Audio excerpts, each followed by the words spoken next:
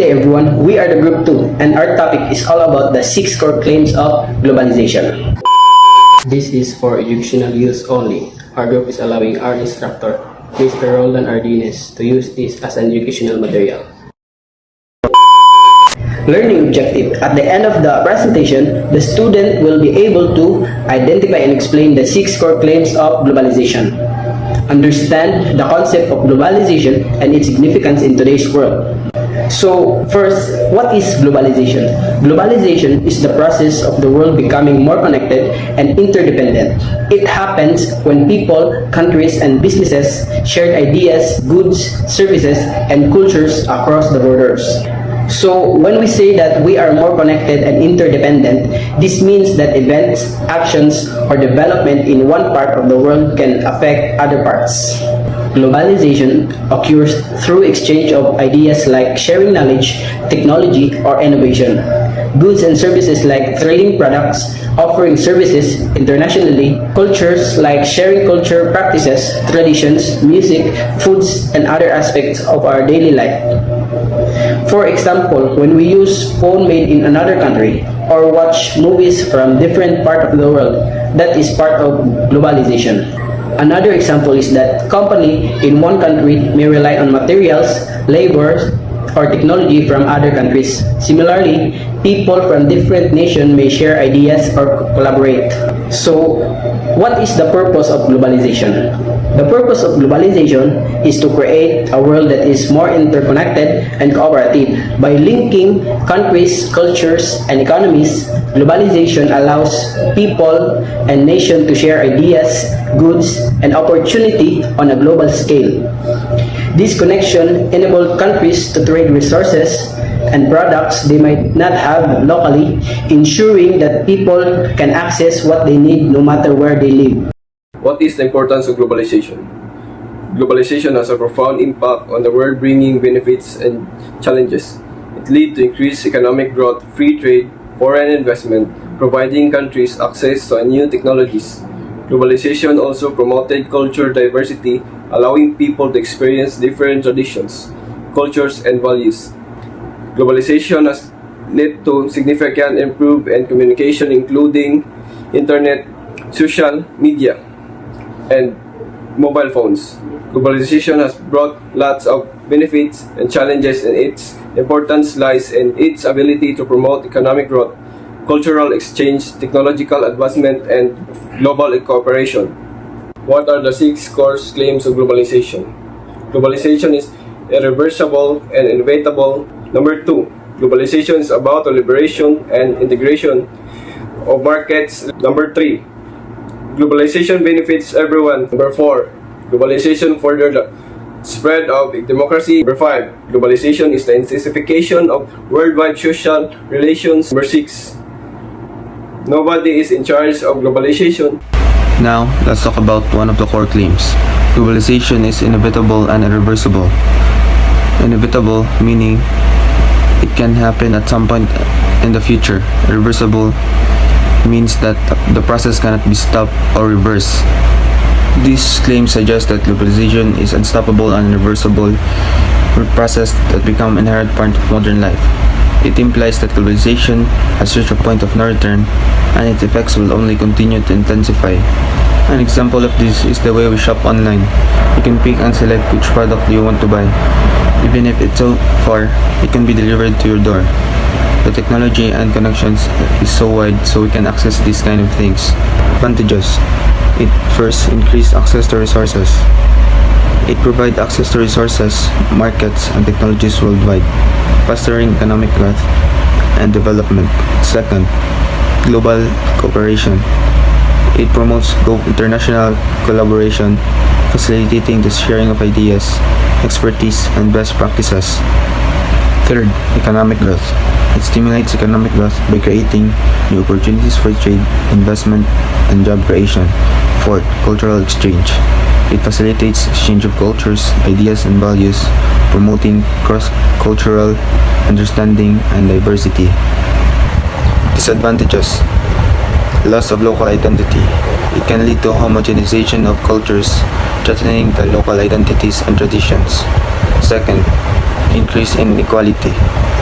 It can exacerbate income inequality, as some individuals or groups may not have equal access to new economic opportunities. Third, environmental damage. It can contribute to environmental degradation, as in the increase of production and transportation of goods can lead to pollution and resource depletion. Fourth and last, loss of control. It can erode to national sovereignty, as countries may become increasingly subject to international regulations and institutions.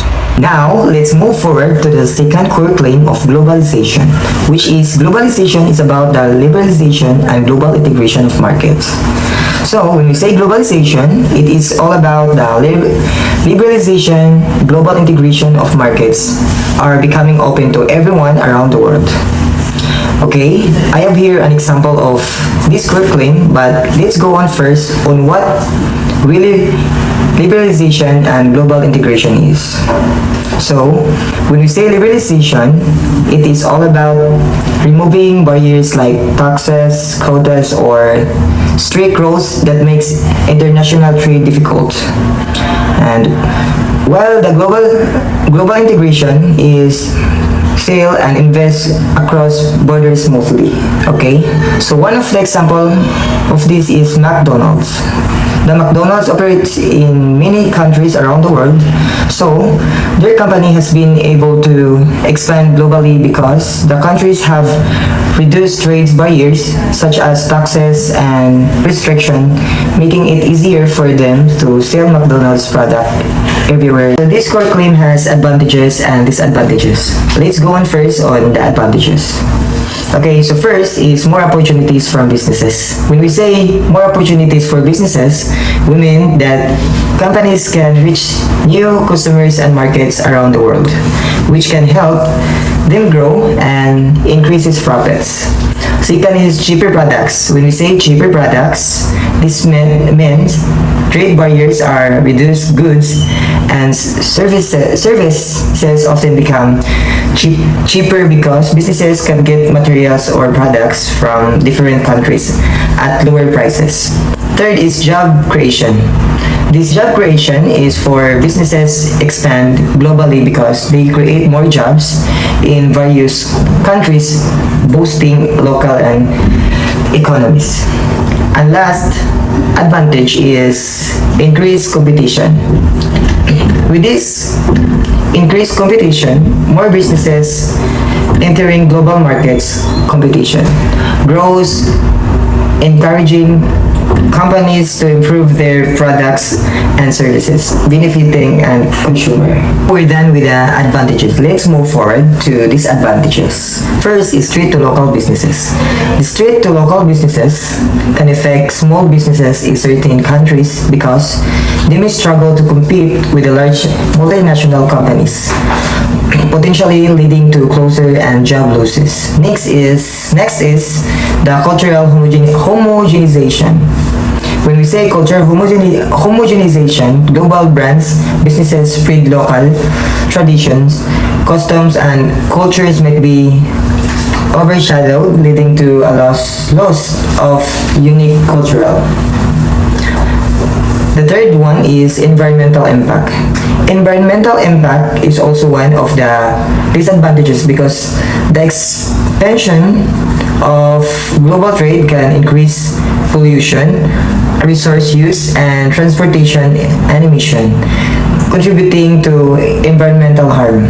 Lastly is the increased inequality. When large business benefits from open markets, smaller nations or poorer regions may not be able to compete or grow as quickly, leading to increased economic inequality between rich and poor countries. Globalization benefit. The concept of globalization has been a topic of interest and debate in a past few decades. It refers to increasing interconnectedness of the world, economics, societies, and culture through international trade, investment, and migration. At its core, the claim that globalization benefit everyone is a complex and malfunction. Issues that have both components and opponents. In this explanation, we will dive into the pros and cons of the claim, providing concept, examples, and real-life situations. the environmental impact of globalization, the increasing reliance on transportation and shipping has led to a rise greenhouse gases and emission and air pollution. Advantages: access to better product and services. Globalization allows people from different countries to buy goods that might not be able locally, often at lower price. Increase economic growth. Global trade boosts economies by opening new markets, leading to more jobs and higher incomes in many countries. This can lift people out of poverty and improve living standards. Seeking knowledge and technologies, countries and businesses can sharing advancement in technology, medicine and science. This can improve healthcare, education and productivity, benefiting everyone in the long run. Cultural exchange. Globalization allow people to experience and learn more from different culture, traditions and ideas. These are disadvantages of core claim. An equal benefit. While globalization can improve many people's lives, not everyone benefit equally. Wealthy countries and large companies might gain more, while poor countries or workers may lose out depending inequality. Job losses in some areas. Some local industry may not be able to compete with larger global businesses, leading to job losses or factory closure. Cultural harmonization. Globalization can sometimes result in a spread of one dominant cultural, like Western culture, at the expense of local traditions, languages, and way of life, reducing cultural diversity, environmental impact. The global movement of goods, people, and services can harm the environment. Increased production, transportation, and consumption can lead to pollution and the depletion of natural resources. Okay, globalization further the spread of democracy. What is democracy and globalization? Democracy, a system of government where the people have the power to decide. Key features include elections, majority rule, civil liberties, freedom and right for all. Okay, so if we say freedom, we have the freedom and equality. Freedom and equality are important in globalization of spreading democracy because they help people understand their rights and demand fair treatment. Freedom allows people to express their opinions and fight for change, while equality ensures that everyone is treated the same no matter their background. Together, they inspire people to push for democratic system that respect human rights and fairness. So globalization, the increasing connection between countries worldwide through trade, communication, and culture. So as a seafarer, we are vital to globalization as they enable the transport of about 90% of global trades, ensuring the smooth flow of goods, raw materials, and energy resources worldwide. They also adapt to technological advancement to foster multicultural collaboration in multinational crews and implement global regulation to sustain secure and efficient supply chains. Okay, so as a seafarer, democracy and globalization is important because it promotes fair working condition and process. Your rights at sea, it allows you to voice concern and participate in decision making processing, ensuring safer and more equitable practices in maritime industry. Additionally, democratic principle can lead to better regulation and cooperation among countries, enhancing safety and security for all seafarers globally. Okay, so how globalization spreads democracy?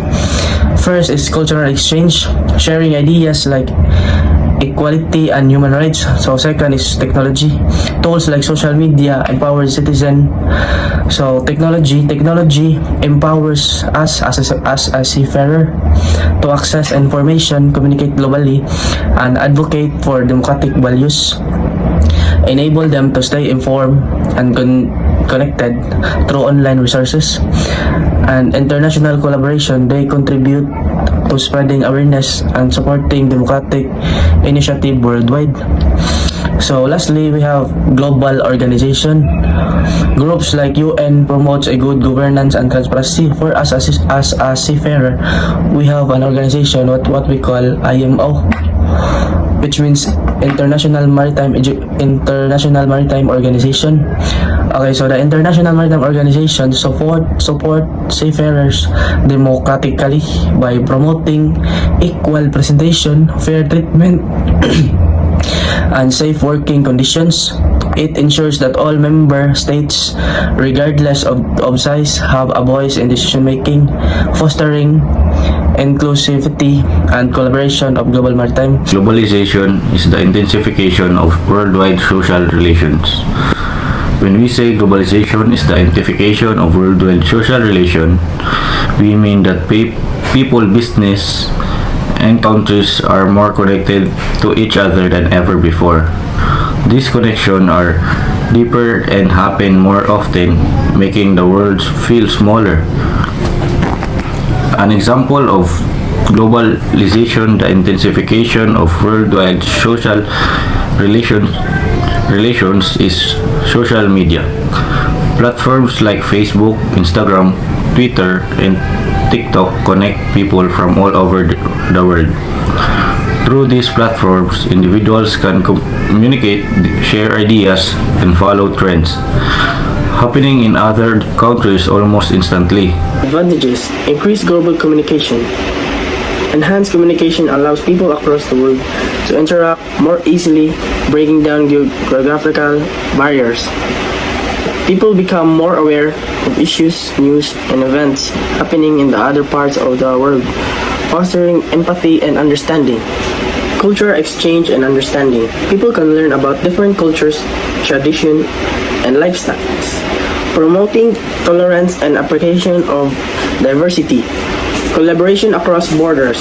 Cross-border partnership encourage the sharing of expertise and ideas, leading to fast problem solving and global issue. Example: climate change, public health. Faster spread of innovation. Innovation of science, technology, and medicine spread rapidly, benefiting people worldwide.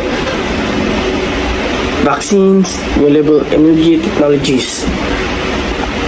So those cover all the key point of the advantages of 6. Let's proceed to the disadvantages. Disadvantages: loss of local culture. A global influence spread local customs, language, and traditions can be diluted or replaced by more dominant global culture. Social inequality. Not everyone has equal access to the tools and resources needed for global participation, depending on divide between wealthy and impoverished regions. Misinformation and false idea. The internet and social media can quickly spread misinformation, making it harder for people to discern fact from fiction. Global communication channels can amplify extreme and false ideas, leading to social, political divided, and sometimes encouraging harmful behaviors or beliefs. Nobody's in charge of globalization. For me, the fact that nobody's in charge of globalization is both exciting and terrifying. On one hand, it's give people like us the freedom to participate in our shape this world. We have access to opportunities, cultures, and ideas that can make life richer and more meaningful. On the other hand, the lack of control and accountability creates real problems such as environmental damage and cultural erosion. An example that really stuck with me was during the COVID-19 pandemic. The virus spread across the globe in like the blink of an eye. Flight and travel were postponed and made it possible for virus to move quickly, exposing just how interconnected we are. Yet no single authority could tell every country how to respond, which led to chaotic handling of crisis. The advantages and disadvantages of nobody's in charge of globalization. First, freedom countries and business. Globalization allows nations and companies to operate friendly in international markets, enhancing opportunities and growth. Second, global cooperation across border. It promotes collaboration between countries, fostering trade, cultural exchange, and problem solving on global issues. Third, flexibility and speed with advanced technology and communication. Globalization enables faster trend innovation and economic integration. Disadvantages. First, unrelated markets. The lack of regulation can result in exploitation of labor, environmental degradation, and unethical business practice.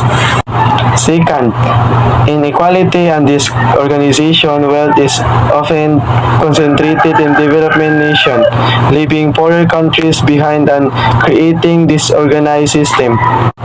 Third, difficulty in solving global challenge. Tackling worldwide issues like climate change or pandemic is harder due to varying national priorities and agendas. Fourth, conflicting interests. Different countries and corporations may have opposing goals, leading to inefficiency and disputes.